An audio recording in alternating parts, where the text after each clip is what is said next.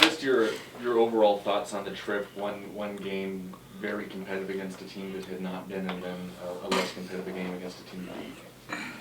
My overall thoughts were, the history of that trip. That second game is a tough game for anybody. All you go back and look at records and everything else. So you really try to focus on really getting off to a good start on that trip. And I thought we were excellent in the Utah game. Controlled the game. It came down to really a couple of possessions. A missed free throw by Malachi with about a minute to go. I think the game is completely different with them having the score tied and now having that pressure having to score versus being up one. And then we had a missed switch at the other end of the floor where we gave them a layup.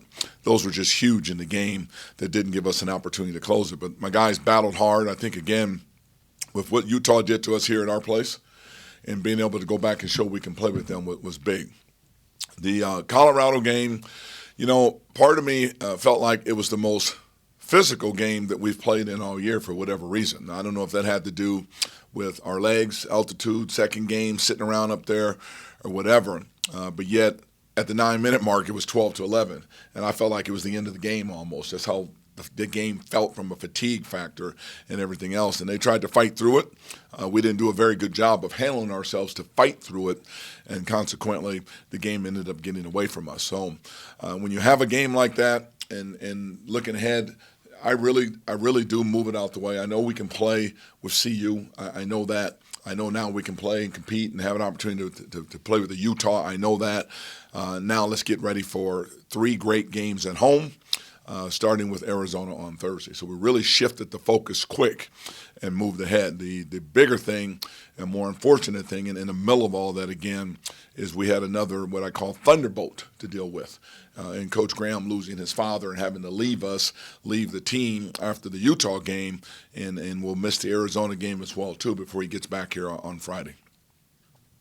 So when you go through something like that again, your mental, I'm sitting around analyzing the game, and he called late that night, and we visited a little bit. He was in the room with his dad, and you're sitting around thinking about it. We get off the phone somewhere around midnight, and I'm lying in bed wide awake, and at 2:41, another phone call comes in, and it just puts things in perspective as to what we're doing. We know how hard we're working. We know how hard we're battling. We feel like we've got an excellent blueprint to where we need to get to and what we need to do and the type of player, recruit, all of that stuff. All of that stuff is in place now. So we've made some great progress this year. We want to close it out with some more W's. That would be huge for us coming down the stretch.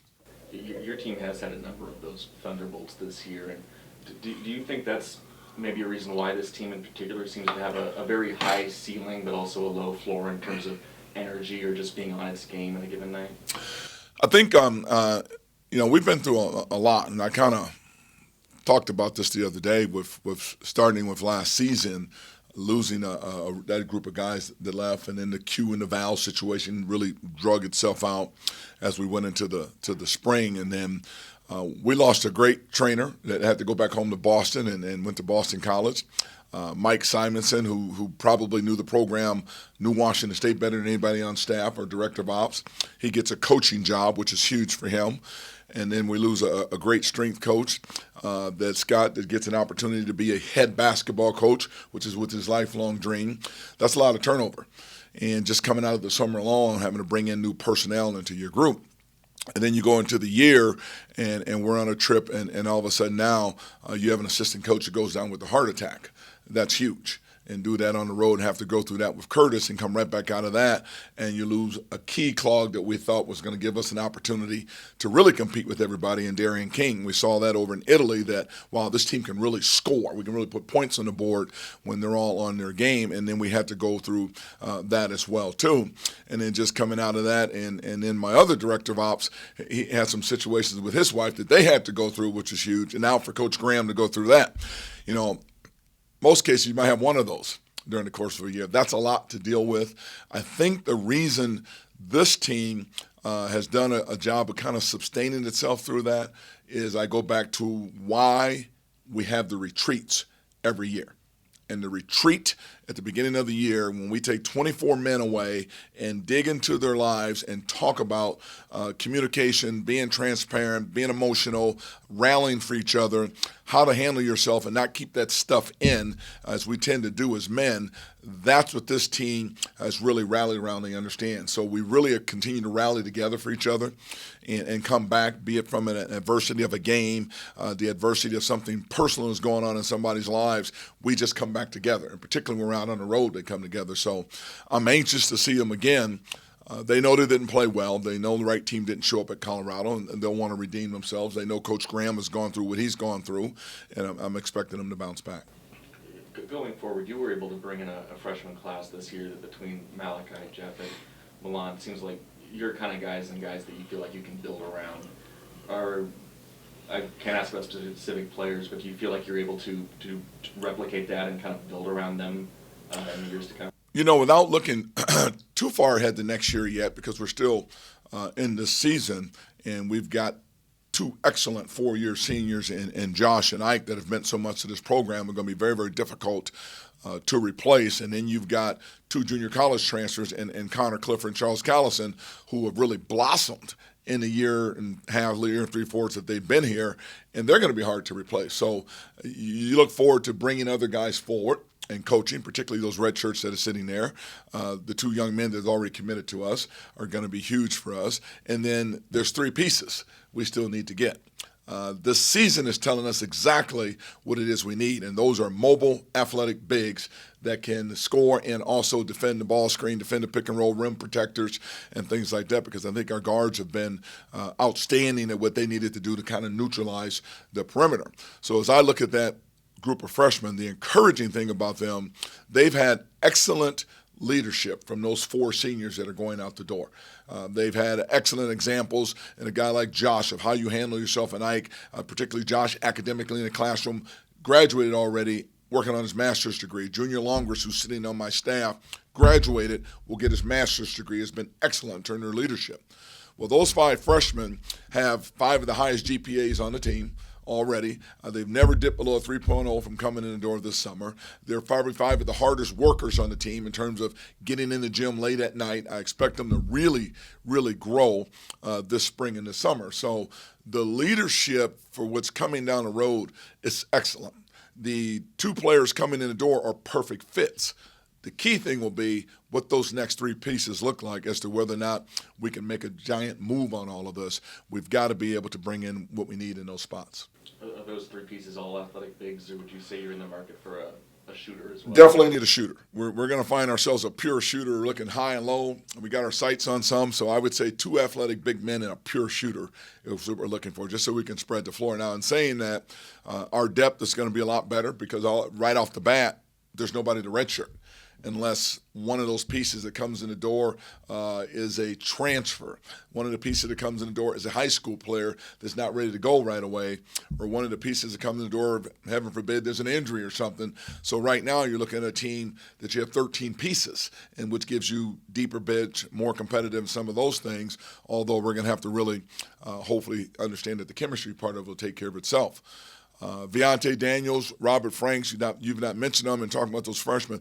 Hey, they're no longer freshmen. They're no longer sophomores. Those guys are full-blood juniors right now, having gone through Italy and what they've gone through this year. And I fully expect them, the pressure's on them to step up. That's the next two clogs that they understand it. Their bodies need to be right. Stamina, conditioning, leadership, courage, confidence. They have to be there. Because by the time you hit that junior year, it's no more about potential. The potential came in as freshmen. Junior, you're supposed to be on your way to being a stud in this conference because you've been around it for so long. And that's what I'm expecting them to develop to. And if they can do that, boy, they should be tremendous for us. Coach, what's the difference between coaching guys like Josh and Ike and Charles and then going to Jamar and Milan and Arenze? What's the difference in coaching up the red shirts after a trip like Arizona? Well, it's not just Arizona as it is from year to year. There's two things.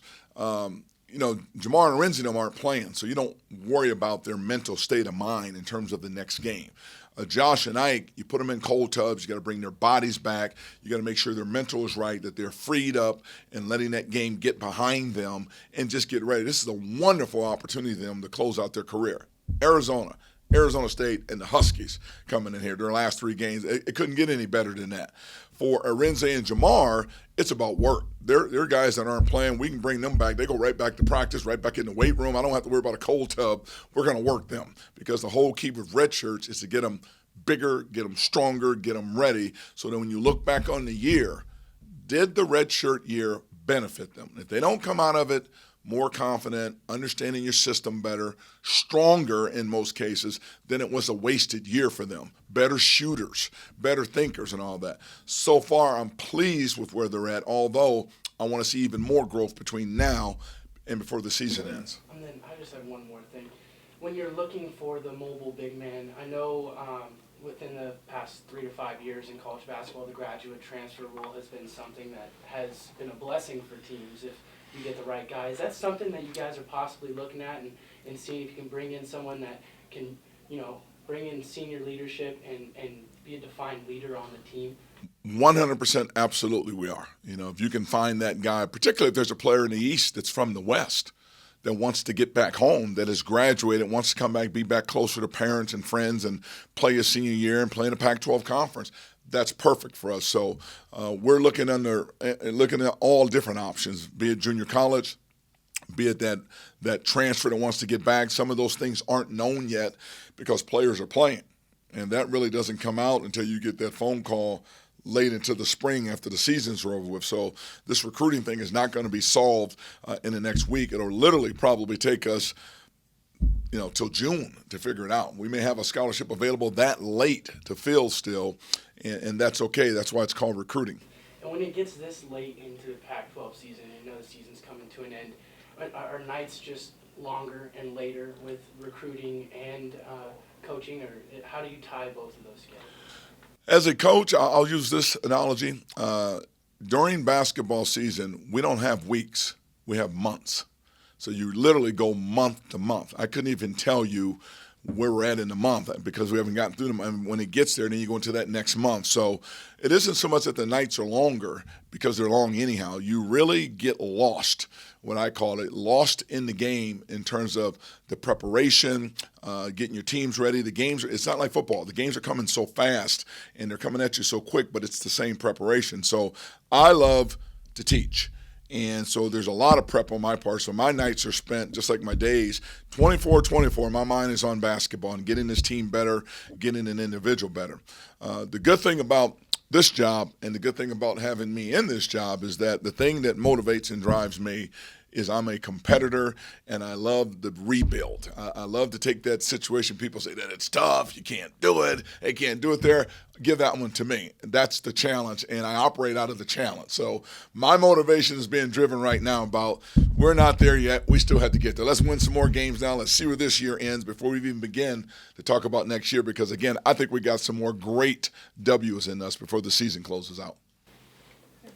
Real quick, Jeff got his first start, didn't play a ton of minutes. Just what you were thinking with the start and what you saw from him. It had everything to do with Jeff and his energy at Utah, and it had everything also to do with Connor and his lack of energy that I've seen as of late of just looking at tape and his ability to move up and down the floor, move on defense, be in the right spot. He is fully capable of giving me more and doing more, and that was a message to him that I expect him to do that, otherwise he will sit.